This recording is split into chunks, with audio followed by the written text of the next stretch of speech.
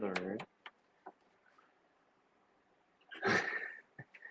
My daughter's over here. She thinks this thing is like too cool for school that Dad can do a podcast. Yeah, I think, like you were talking to, Coach Reesbeck earlier, like it's great for the Valley. It's got to start small. Hopefully it grows. I can just give you a little piece on the umpiring and parenting aspect of, the Ohio Valley. Yeah. Been here 11 years and still learning. So, yeah. All right. Well, welcome to the Tuesday evening issue of Down the Line with Jeremy Humphrey. On this episode here, we have Clay Manning, who is a referee and umpire down in the Ohio Valley here. Clay, give us some insight. How long you've been umpiring, and what sports do you umpire, ref? So I've been involved with officiating for 7 years. I started with hoops 7 years ago, and then football and baseball directly thereafter. I thoroughly enjoy it. Very happy that I got involved, and I'm just trying to get better every day, just like on the area at their prospective sports. Do football, baseball, basketball. Basketball is my first love, but football and baseball are right behind it. About how many games? Let's just start with football season. About how many football games do you normally ref during that football season? So having one, it was a senior year this year. So the last 4 years, I was really only like a fill-in guy or a Thursday guy, or I did do some when Aiden was a sophomore and he was really mainly a player. But the last couple years, I've only done a handful of games. Baseball's kind of the same thing, with him being a 3-year starter now at Steubenville. That's a short season.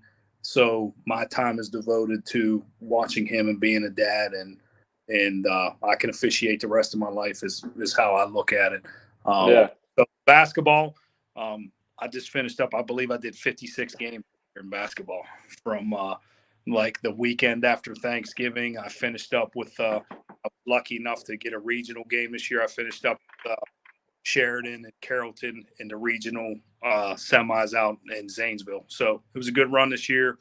Again, I'll go back to the OSHA camp, and try to keep that march going to hopefully get a state championship someday. So they do umpire and referee camps for all sports, or is it just for basketball that they do those? They have all of them. I mean, there's different places. The OSHA camp in basketball is the one that I've attended. I believe 3 times this year will be my 4th. So it's just a small fee. You get to go out there with a couple hundred referees. There's big time assigners that assign in like all the big cities and big schools and big conferences. Kind of like a meet and greet. You go out there and you learn what they like. You go over rules. They talk about how you apply play. Things like that. But it's a good experience. I'm going to do it in baseball and football, hopefully. But I feel like in baseball and football, I've had great mentors to begin with that have gotten me off to a good start in both sports. Yeah. Who in the Valley or who outside of the Valley have you had the opportunity, the biggest name to see live? As far as in what sport? Just umpiring, referee, whatever. The name I got to go out. I had boys Tri-Valley in Upper Arlington. There was a sophomore. I can't think of his name, but he was a sophomore for Upper Arlington. I think he's the second or third rated sophomore in Ohio right now. Already has like 3 or 4 offers, 2 of them Power 5, 6'9" shooting swing man. So, you just see different kids that they don't grow them that way around here. No, you don't see too many like that. That's for sure. I wanted to get to that poll question that I had up last week. Obviously a situation happened and I kind of lost some stuff, but the poll question was, what parents are the worst in what sport and why? We didn't get a lot of questions or comments really on the why part, but it looked like out of AAU basketball, Little League travel or Little League baseball, softball, Little League football. I think travel hockey was thrown on there, and 7-on-7. Little League football took the gold medal there. What's your opinion on it? What do you feel are the parents to watch out for in what sport? So, in my experience, I I think baseball. Um, and I don't know what how you got to your poll question. Maybe you had an issue and you kind of were losing your mind or whatever, or maybe you saw something. But I know how I got involved. And like I coached Toronto Titans for 10 years. Great experience, fantastic. I'm almost hoping Gwen becomes a cheerleader and maybe I can help out a little bit because I thoroughly enjoyed helping those guys for 10 years. I'm involved with a travel basketball program that Jose Davis had run, Ohio Valley Black. I helped him for a couple years, and then AD went his youngest son went a different way, and I kept it running for 3 years after that. So that's how I got involved because I remember a Pee Wee football game, a Titan game. I'm losing my mind. I'm yelling, and a guy comes up and puts his arm around me that I'm friends with now, and was friends with when I was doing the league and are coaching in the league. And he said, if you get involved, you can make any call you want. And I just said, okay, you're wrong. And I went and got basketball first, and then jumped into the other two sports. But I feel baseball, like being around it and going all over, that's where I've seen the most turmoil amongst umpires and parents and coaches. And as we talked before we went live, like there's different rules, Yeah. and there's OBR, official baseball rules, MLB rules, and then there's NFHS. And, Yeah. and you guys, because you guys are traveling, you run your own travel program, like you might be in a different set of rules each week. You might be playing OBR one week, you might be playing NFHS one week, or you might be playing the local yokel, whatever rules that they and it just causes like so much drama. But I can say that in all the years that Aiden has played all three sports, he just didn't play varsity basketball. I have never seen an official cause a win or a loss. Is there mistakes made? Do I Absolutely. make skating? I do. But I don't feel that it really lose mind. This referee call this whatever in basketball, but then you look at it. Well, guys, you struck out 13 times, 8, 9. Right. So is it really the umpire's fault that day? Yeah. And I've been there, so like I get it. People are investing money. These tournaments are they're getting more and more expensive to get into. I mean, heck, high school games are getting more and more expensive to get into. So I think with the money spent, people think they can have a bigger opinion. I've yelled. I'm not saying that I haven't, but at the end of the day, we're chasing people away. There is a rep report is like it is legitimate. Like, it's not false. And I hope that as your kids get older in that age group, that there's still enough referees to do JV games because it's getting pretty tight in all the sports. Yeah, I've seen. I know I've sent that email or that message that Jose Davis put out looking for referee and umpires and all that stuff. Yep. So I've sent it out. Actually, I sent it out to one of my coaches, Braden, who is still kind of looking for some summertime stuff. So, no, the poll question was brought up because of this great video from TikTok. The Lady Lakers basketball. I just happened to see this. And, two teams are going at it. It's a loose ball. The girl here in yellow just bows up, gets mad, shoves the person. And then you see all the parents just kind of like collide all together, waving people off and stuff like that. And then that's where I kind of got the poll question of like, was that necessary for the parents to come over? Like, are you allowing the refs and the coaches to control the game? I feel like they probably dropped the ball on that, allowing the parents to. Look, they're still continuing to walk out on the field. You got a little girl right there in the middle there, and then this was the last part of the play here. They got into a jump ball situation. got tangled up, and then the girl shoves another girl, and then there goes a mom running across the field, the court there. See, but So that I got, and again, it is what it is at this point. I was there. I did travel basketball. What are those officials doing in the previous 6 to 8 seconds prior to letting that go on? Like, right. it's travel, but somebody should be running in there and stepping between those players before that happens. And then in a lot of these videos, and I might have commented or told you, like, there's a lot of places you go and they're not carded officials. They're guys that know. I'm not saying they don't know what they're doing, but they don't Right. have full. So you kind of just.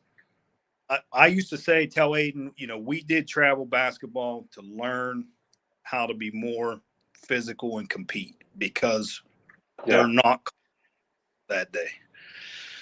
So, but I still think baseball is rougher on everybody at the baseball events. So, in your opinion, how can you just said something about the refs. How long do you allow that to go and before they jump in? How does Clay Manning handle a situation, whether it be, let's just start with baseball. How do you control coaches, players showing emotion on the field, and obviously the parents behind the fence? Well, it encompasses all three sports. So first and foremost, when I show up, I try to be personable because having gone through it, and I know most of these guys have as well that I work with. When I walk out on the field or court, I understand how much time a coach puts in with his kids. Yeah. So number one, I'm personable. It's not about me when I show up. It's about the game, the kids, the school, the kids and the coach and the school. So that's how I try to, every time I walk onto any field, any varsity contest, I'm there to be personable for the love of the game is I walk, when I start. And I feel like if you go in with that attitude, like I'm 7 years into basketball, one technical foul, and I'm not bragging. Like I'm just at like one technical foul. And rarely have I felt disrespected where I've walked off a court in hundreds of games and felt like, man, I should have gave that guy, or man, I should have restricted that coach to the bench in baseball. And again, I got more experience in basketball, but baseball, you got to let them vent, right? You got not perfect, right. And then fans, like I don't even deal, like I try to set a goal, like not to talk to fans, when they're yelling or screaming or whatever, because there's nothing that I'm going to say that's going to change their opinion. Right now, most times when I listen is what being yelled, as we talked earlier, like you're in the wrong rule book or we're not calling that, so I broke character twice this year in 56 games of basketball. I talked to two parents. A guy was wearing me out, yelling travel, literally screaming travel at the top of his lungs. And I turned and just said, not today. And I had to kick a fan out of a playoff game, a sectional final. I had to kick a fan out. She clapped in my face from center court over being wrong about what isn't back court, and she had to go. She forgot about that bubble. Yeah, don't cross that bubble.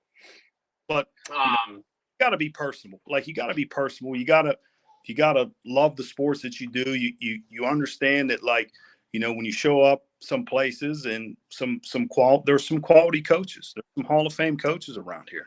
Yeah. Like, and it's an honor to to do a game for those guys. So you've been doing basketball the longest, or at least the most games and everything like that. What sport do you enjoy doing the most? Is it basketball? Yeah, I could do basketball year round. My only regret in this is that I didn't get in it 15 years earlier, because I would chase it as far as I could possibly take it. Be the new Doug Costain. Not, he's got the thankless job, and Doug's gotten in. I'm trying to row the boat with him, and he's got two great guys that work underneath him, Donnie Giffen and Brian Gauss, that schedule games, and I think that for as much negativity as there is about officiating, I really feel that like we're turning a corner, and there is, games are being refereed by some quality guys. So let's talk about umpiring and everything. And you sent me this link the other day, and I just want to bring it up. Uh, you sent me umpirebible.com, and then when you go through the index, you get to see all these rule changes and different things like this. Um, and I really feel like this example right here that I'm hovering over is a fantastic visual aid for not only just high school and everything like that, but from youth all the way up through travel ball and everything. Yeah, the plate is 17 inches. Okay, but when you start at 9U and 10U pitching, you're going to have that baseball, which is an extra 2.5, 3 inches. You're going to have that on one side of the plate, and you're going to have that on the other side of the plate. It's white line to white line. If it's close in that 2 inches, they're going to call a strike. Right. They want you to swing the bat. We don't want to drag on a game by a walk fest or anything like that. Yeah. And I think that the coaches need to understand that as well. Scroll down just a little bit more. It's not picking up there you go. Like, I like that view. I do too. I like that as well. So, I told you this, and I tell everybody this. I would rather see a kid throwing 90 than try to judge some 10U, 9U, 11U pitches because of the arc of the ball, how catchers sit, where, you get a solid quality guy throwing 85, even 82 plus, like that ball's coming in on the line. Right. How I set my stance is, I try to match my eyes. And again, some 5'3" guys, whatever, but most guys, I can match my eyes on that belt loop of that, that belt. So I have the zone covered with my eyes. If I have to look up, it's a ball. Anything down, now I'm judging front knee, because again, it's front knee and plate. Like, it's really, you got some great catchers out there, but it's high school. You got some kids that are positioned, so like they're not receiving pitches the most proper way, to help stick a strike or whatever. So I'm belt in front knee, and that's how I'm trying to lock in my zone at the high school level. Obviously, you can see some of the 10U one. Like, how many parents lose their mind when you're calling that 10U? That high one here, they definitely are absolutely losing their mind on. And I'm not gonna lie, I probably would too. But if it's at the lettering, we all have the names going across the top. So, I mean, if it's at the numbers, I say it's a hittable pitch. Anything above the letters there, then I start to question. But that's 12U range. 10U is probably, I'd question that. But I still think coaches still need to understand what a umpire at 9, 10, Pinto or Mustang, Bronco, this is what they should be going by. Because otherwise, if you go to a pro zone, there's no way in heck you're going to get a game over in a 90-minute time limit without, a walk fest starting. You're going to walk 10 runs every inning. So they have to expand it. So no, this right here is great. It's a great visual aid. Like on the bottom, it says 17 inches. It shows you where the baseball is on the outside to show 23 total inches that, can be called a strike. Yeah. And I think that's what I use. That's one thing that I use to, for the zone. And then, there's a great, I think it's Georgia High School Baseball Association puts out great information. There's a guy, I can't think of his name, but he's on YouTube. There's a ton of videos on from box to lineup card to obstruction to interference. Every year he's putting out 15 to 18 minute clips. And, as I do my job at work, I can throw that on my phone and just listen to him, talk at times about, the different rules or the different things, run lane, like we talk run lane, we talk in obstruction, interference. There's good stuff. Here's that video that we were talking about beforehand. And it's, who was it? The Mets, we'll just watch it here. Catcher throws down. He was hosed. But this is the new MLB rule, I guess. You can't have your foot in front of the base Yeah. And I don't even know. I haven't seen the logic behind this call as far as like why MLB changed this rule because they did it at home plate as well. Do you happen to know that? Now, again, like we talked, I think I think it comes down to you have some injuries, you have some collisions that they're just trying to get out of the game. Like I told you, these players are investments. They're players, but again, they bring fans in. They generate millions of dollars. They're paid millions of dollars, and I think the owners and the commissioner want these guys on the field. Like it, love it, not love it, but I think it's as we see in professional sports, like these guys are investments. Yeah. Yeah, that's a weird one to me. I mean, because that ball is coming from the catcher at a fast pace. That guy's moving at a fast pace. I foot on the inside part of the bag. I don't. I can see how you can get away with that. Now, if his foot's on the middle part or the outside, that runner has to slide through you to get to the base. I could understand having that rule, that call. Right there, though, in that situation, his foot's on the inside. I feel like that's a judgment call. I don't think he was in. And with anything, it's judgment. I'm sure you're 100 plays where sometimes it's called, and some guys in their judgment, it's not obstruction. Yeah. Now I want to go and talk about Aiden here for a second. I haven't been there yet, so I know I'm going to live through your eyes in this moment here. You're the dad of the quarterback for Big Red. How was that? Like, how did that?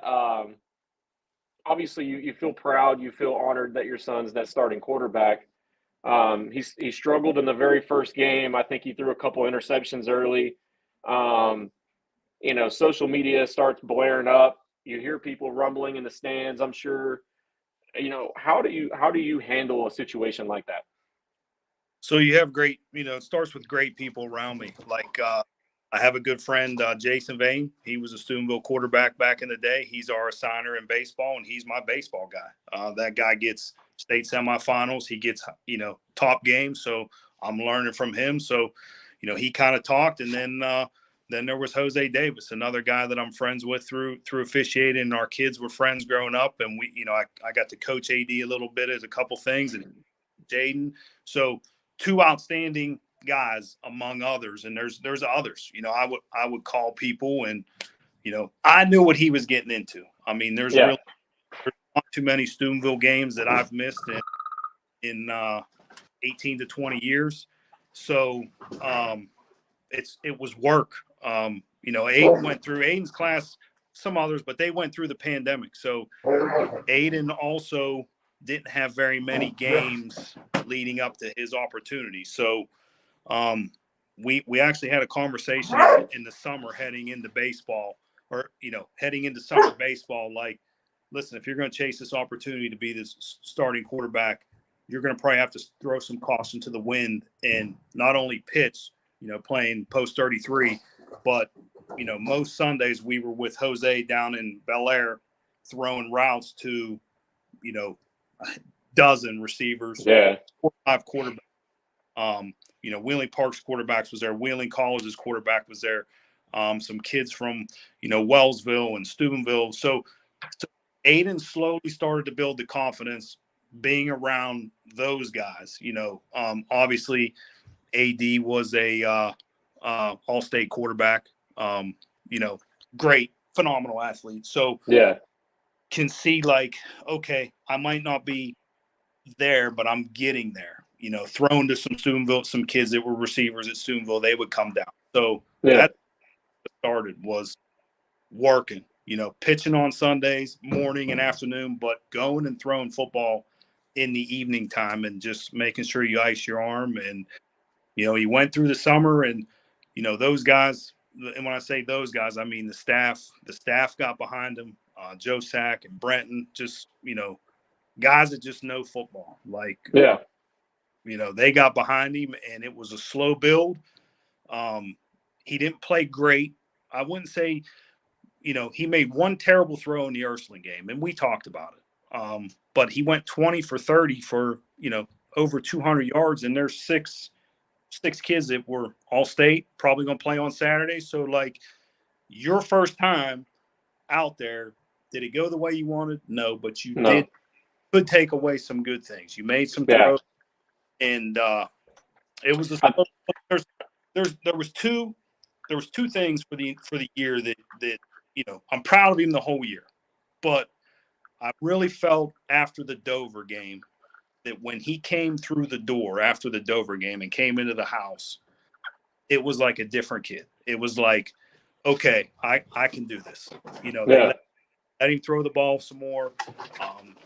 You could tell it just wasn't going to be just run oriented, short pass, quick pass, deep pass, whatever. They were building trust with him, and he plodded along through the first 3 or 4 games. Wasn't bad, wasn't great, but I feel like from the Dover game on, he played some really, really good football for Yeah. and it's a testament to that program.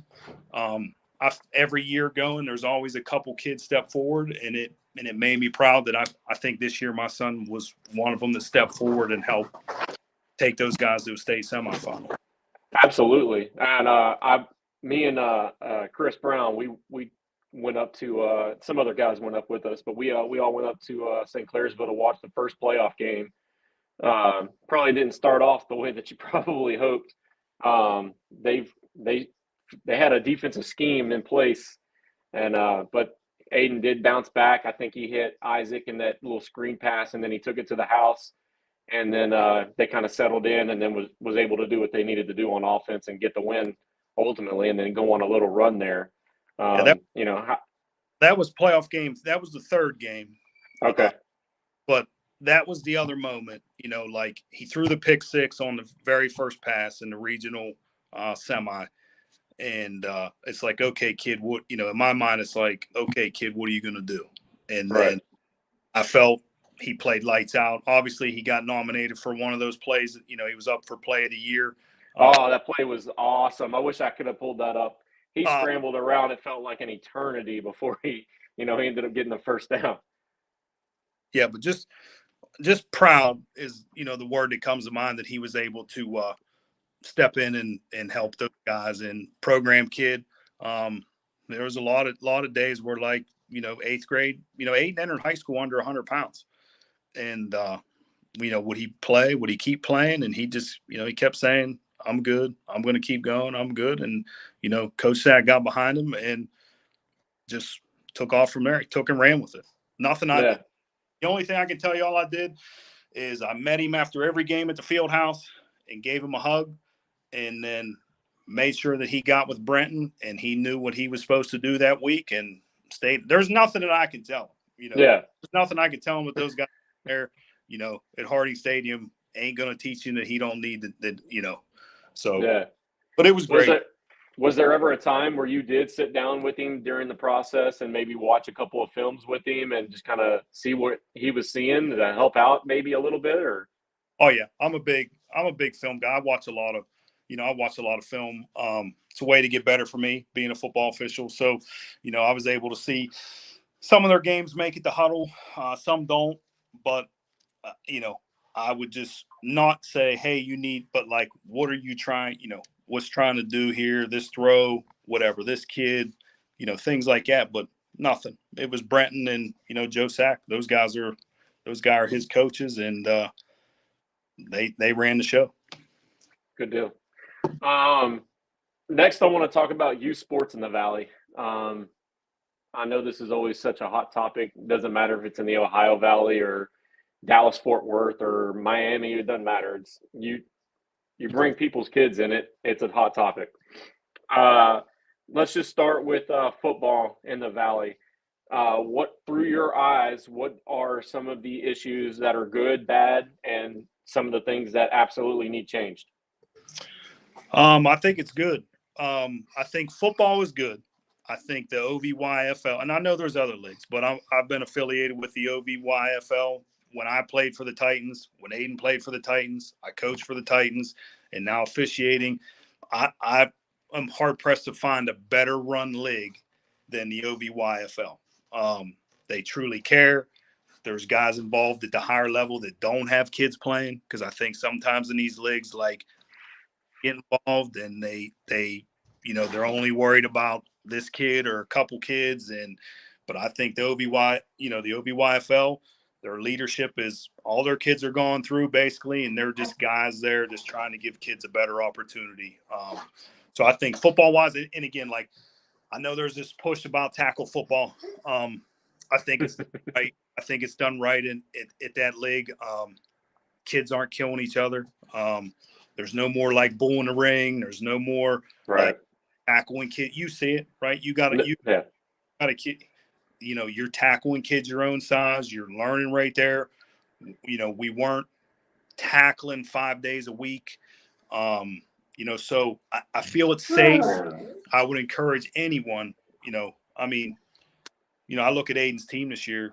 You're hard pressed to find a lot of those starters. I mean, some of them, I get it. Some of them only played the flag football like they do in student, but half of Aiden's line was Titans. Linebacker, Titan. Wideout, played for the Chiefs. There was a lot of kids on that team that played OBYFL, and they turned out successful. Yeah. Do you think there's a rule change that they can that they need to do to make it better, or something that? No, I mean, I think it's outstanding, and I think some of these teams they have good leadership at their team level. I think it's just a machine that just keeps turning over. I mean, they do got some teams that jump in and out. They did lose a couple teams this year, but I think that there's a couple teams looking to get in. So take the bad, but I think what they do is really solid. Well, next is we'll leave baseball for last. So basketball in the Valley, good, bad, ugly, things that need changed.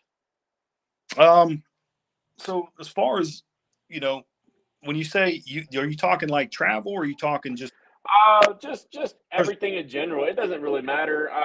The travel basketball, I think, is kind of new to the Valley. I think Toronto started it last year, where they went out up north a little, Lisbon area, I guess, somewhere around there. So I don't know if we haven't really done too much basketball for our family in particular. So it's hard for me to, give a response to. So I'll give you mine through my. Yeah. I think there's 3 levels to it. I think there's pay ball, I think there's travel ball, and I think there's circuit. Okay. Asked to play on the team that costs you minimal money, that's circuit basketball. That's quality, high level. You're going from city to city, and I know a couple kids, Jose's son plays, he's basically on the circuit. Coach Haney's son, I would say he's close, if not on the circuit. I think Will Taylor, a really good guard down at Lindsley, he plays on their high level, where when you show up, you're going to see kids playing a lot of D2 and D3, and quite a few D1 kids in those games. High level stuff. I think travel, like I say we were a travel. Like, we would go to Morgantown, we would go to Youngstown, we would go to Pittsburgh, and play through Ohio basketball. I think some of that's changing, because I think that it's for the organizers, like, it's all about how many thousands of dollars you can take off of it, right? Right. And I don't, but I think to some degree, like, work with your kid. Like, I think that is what's being lost from what I see now. Like, I see a few dads working with, like, you can't take that working with your kid out of your memories, and right. I was lucky enough that we were able to do it. And I have so many memories of just me working with Aiden, down at Bellevue, whatever, baseball, ourselves, throwing, long tossing, throwing football, just trying to get the arm stronger or whatever. And I think that those memories are invaluable, versus I agree. Living out of a suitcase for 10, 12 weeks. I think that's where I think in all sports, not just basketball, baseball, but every sport is, the parents come home and they just don't go out and just teach a kid how to take a snap under center, or how to run a route properly, or how to, get their hands out in front and make the triangle, how to throw a ball, how to catch a ball. I just feel like, some kids go to practice and they go, cool, I practiced today. But they don't go home and then do anything else, and they expect that they're just going to get better doing, a 2-hour practice twice a week. Yeah. Yeah. I think that, I think society's changing, some for the good, some for the bad. Like, I don't think kids put in the time. Some do. I'm not saying but I think more kids put more time in on PlayStation than they do it, and unfortunately then you get yelled at by those parents. Yeah. So baseball in the Valley. Oh, let's throw that rock at to a window. From what I see, I'm going to be honest. Like, I struggle with, and this is parent. I'm behind the mask or whatever, but I struggle with seeing 12 and 13-year-old kids like not be able to catch a fly ball, not know where to go with the ball. But you ask them to do that, build that fort on Fortnite, they'd have it done in 1 minute. Yep. So I don't want to, I'm not trying to discourage. I don't want to talk bad about anything, but I feel like in baseball, fundamentals are way, way down. But like, to touch on what Coach Respect said earlier today, baseball in the Valley's never been better. So, right. And I agree with that wholeheartedly. I mean, like, you can go around this valley in baseball, and there's such quality programs. And like he said, every year there's somebody usually in a regional final or state, state semifinal. And, but I think like, I can only speak on how we did it.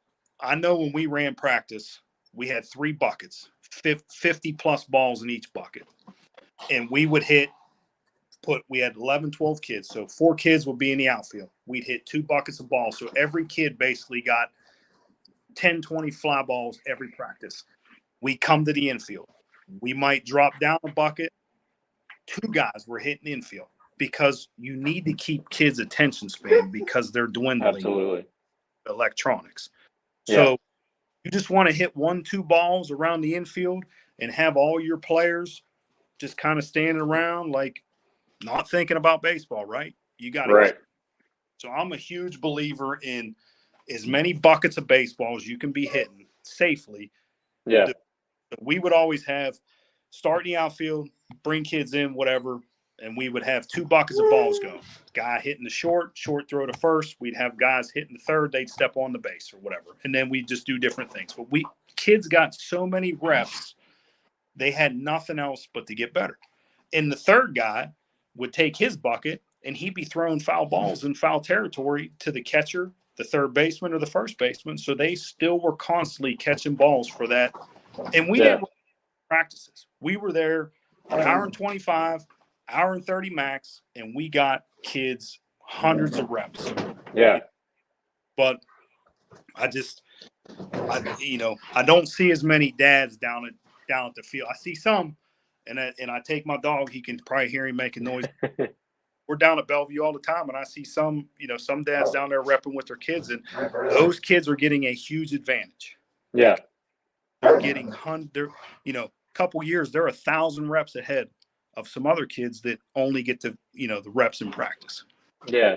My kids probably hate it just because I'm the coach, I'm the one that's always around, it seems like, for practices and stuff like that. So I'm always the one pushing when it comes to baseball and softball specifically. But I'm like, listen, just give me 20 minutes. Kensley, let's go get 20 minutes of, working on your pitching for softball. Let's work on your throwing mechanics. Braxton, let's work on your curve. We're at that age now. Like, let's work on your curveball. Let's work on your grip. Let's do this. Let's do that. And I don't think they understand 20 minutes a day is 20 minutes more than probably this other kid over here. And if you do 6 days a week, I mean, you're getting so much more reps, like you said, and you're getting trained way more than what this kid over here is. So when the game is on the line or a position is on the line and you take those two kids, I feel way more comfortable in the person that's been training to do that than the kid that probably just went upstairs to play 3 hours worth of Fortnite until bedtime.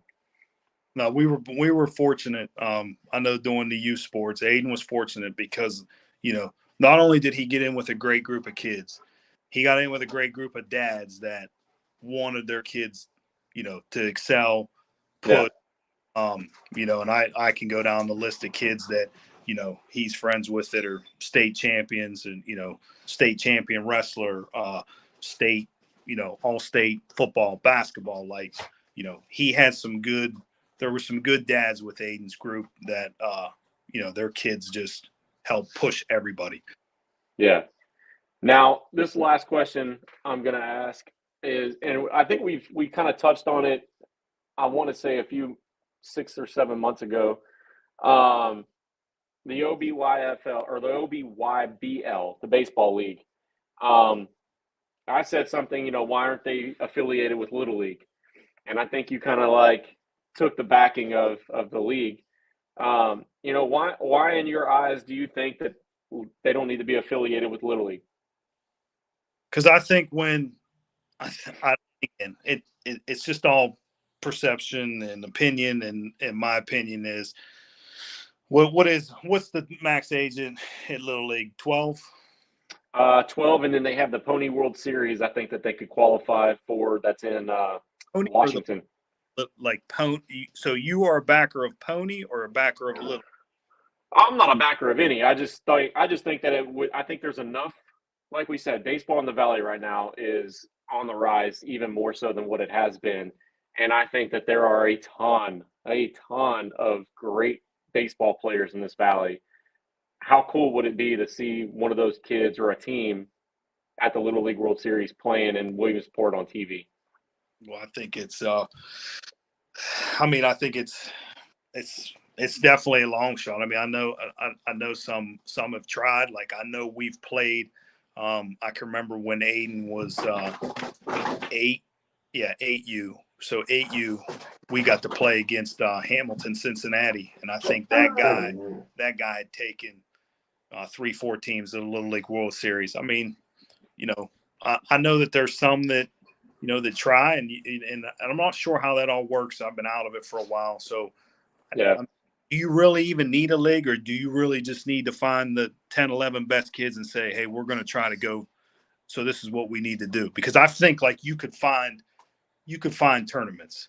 Yeah. So the way that I think it works out is you have to become an affiliate with Little. Like Youngstown area is affiliated with Little League. So they have to play so many league games versus other teams that are affiliates. So like Boardman, Canfield, the Youngstown area, like they all play each other. And then they have an end of season tournament to see who wins that area. And then that area will then go to regionals, and then they go to states, and then they compete for the state final. And then that's when they get their chance to play in the top 50 against the other teams of the U.S. So, I mean, they would have to travel at this point. If you wanted to put a Steubenville team in there, you would have to be going to play Youngstown and Boardman, and they would obviously have to travel down to Bellevue or something like that to then play. That ain't gonna happen. Well, I mean, I know when we did it, we played rec, but like we also played 20, 30 games, and we're traveling to Cranberry, we're traveling to Avonsworth. We wanted to play, better competition. So, yeah. It's hard to get everybody changed. I mean, I think the OVYBL does a good job. He changed the ages when Aiden was going through, and when it kind of ended our good times because we got pushed ahead, due to birthday changes, and then once we were done, they changed the ages back. So I don't. Yeah. But good job. I think if you want it, you can chase it. Yeah. I know I've got a couple of kids on the travel team. One's from Burgettstown, and then the other one's from Avella.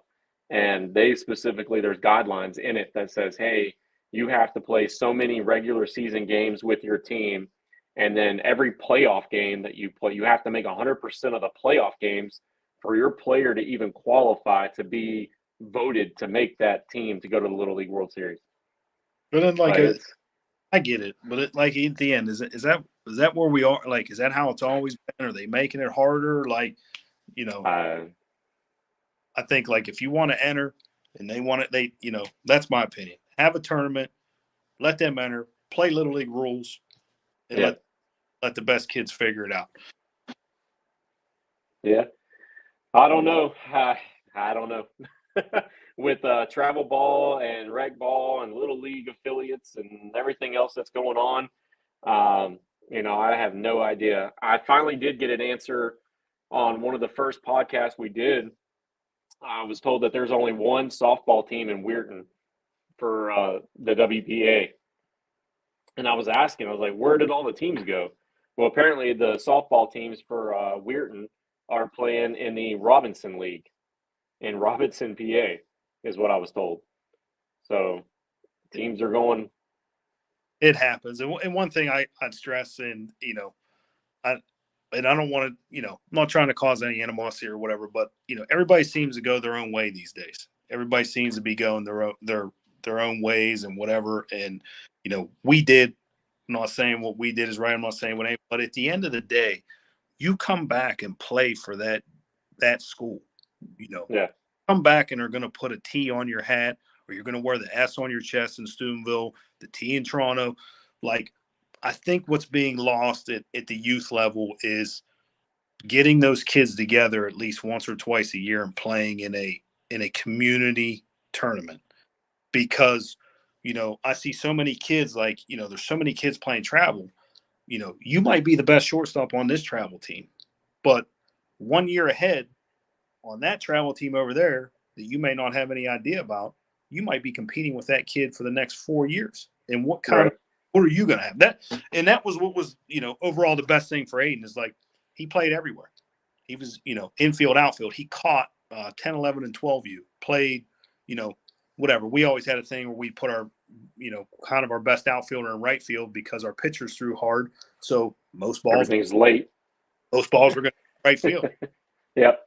You hear these kids, like, they feel like they're getting punished to go to right field, and we put some of our best kids in right field. So that's one thing I just would, if anybody sees this or whatever, you got kids spread out all over, get them together once or twice a year and play in a community event, because got to come back together and play. That's one of Coach Perkins' big thing with him is he came up to me and he goes, hey, I know Braxton plays travel, and I know you're going to be gone a lot. He goes, but I would really like to see him play at least a couple of games, 3 or 4 games with the Pony team over the summertime. That way that team is still playing together. And I said, I mean, I don't have a problem with that. I mean, if that's what you want. I know Dom, he plays for Bo Jackson Elite. But every time that he's back in town, you can see him playing with the high school summer team, getting his reps. Blake Close, he came back in summertime, getting his reps. So, I mean, as long as you're playing, I think he said at least 4 to 5 games in the summertime with your Pony team or your high school travel team, he goes, I don't have a problem with you playing travel. So he definitely pushes it for sure. Great message, right? Hall of Fame coach, state champion coach. I mean, you want to buy into what he's saying. Yeah. So yeah, I mean, if you're a Hall of Fame coach, I'm listening. That's for sure. I didn't really have a rapid fire questions for you, but I'm gonna throw it out there anyways. We're just gonna wing it. So this last segment here is going to be sponsored by Corey's HVAC for all your heating, air conditioning issues, service, repairs, installations. Call Corey at 740-317-3649. Tell Corey that Jeremy sent you. So your rapid fire questions, you're getting ready to go to Aiden's playoff games or something like that, and you got to eat before you go. What's your go-to meal that you want to have in your belly that's not going to make you too nervous? Oh, we go.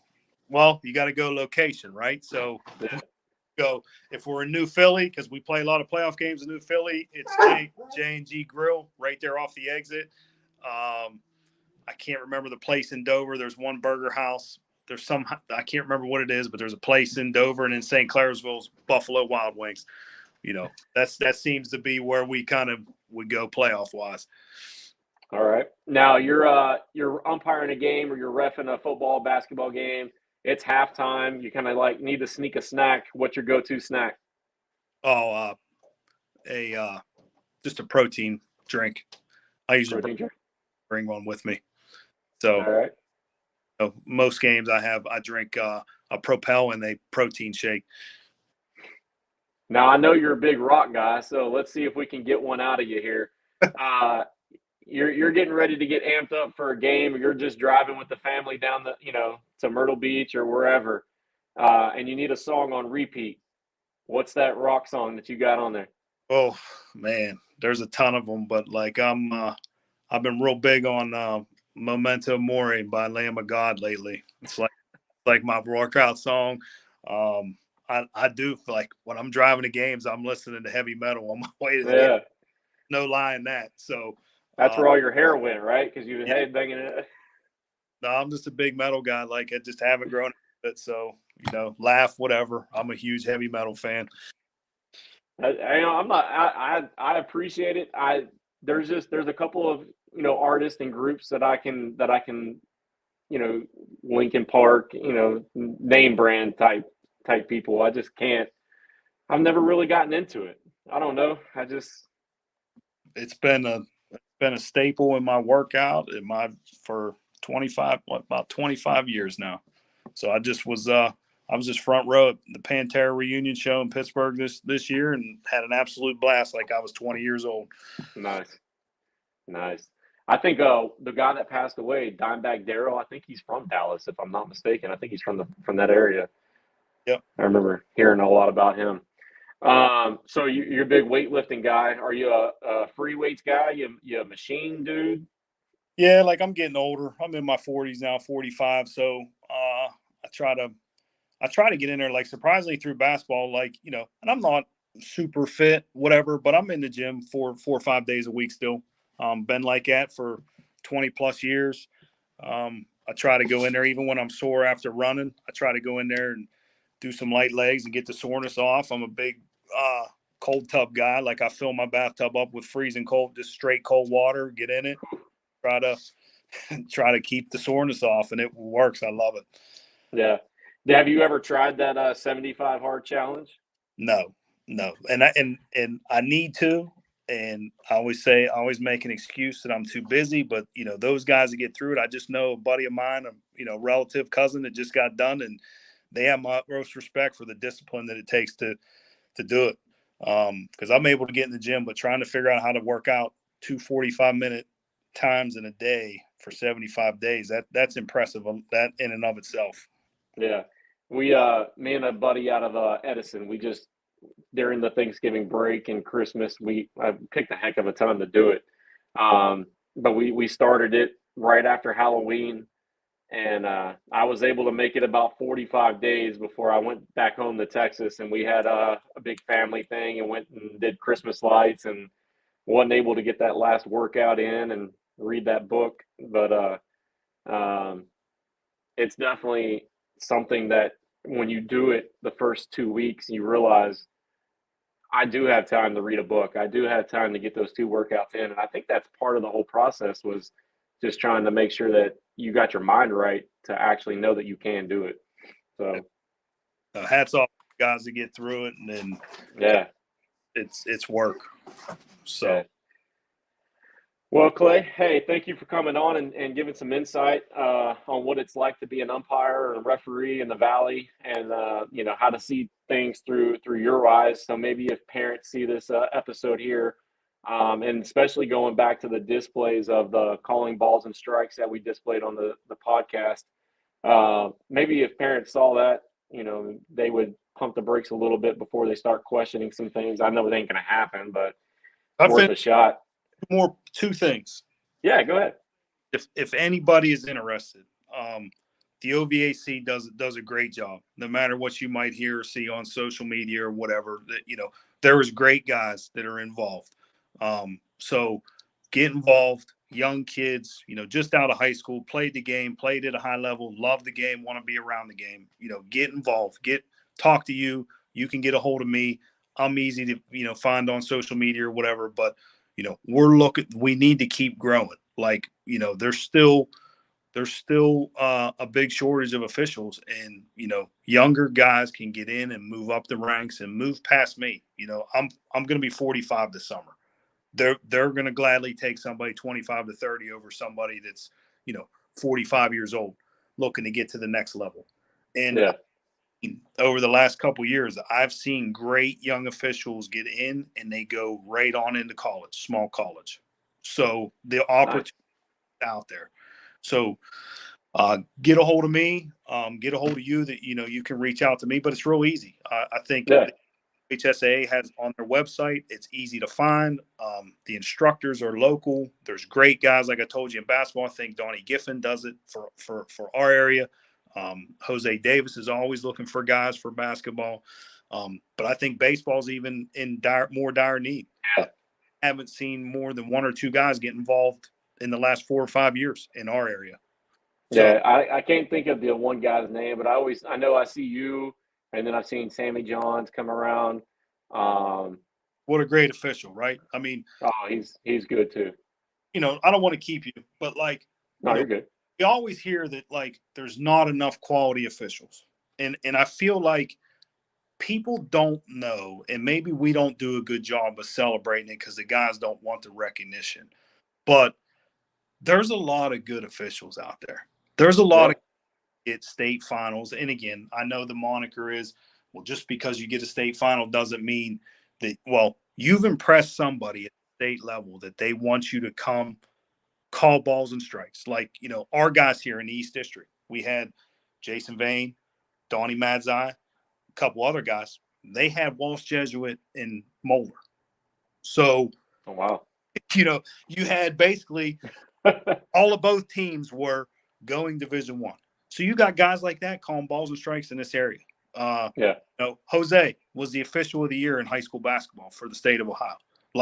That isn't a local thing. That's getting recognized by multiple people that you can do a good job, that you do a great, not good, great. But in basketball, there's 15 or 20 guys that are state final officials, so it isn't as bad as people make it out to be. There is a shortage. There is some guys getting older. That's happening to me. Father time's undefeated. But I'm choosing to be a part of the solution. I got involved, and my whole goal with this is it's a hobby.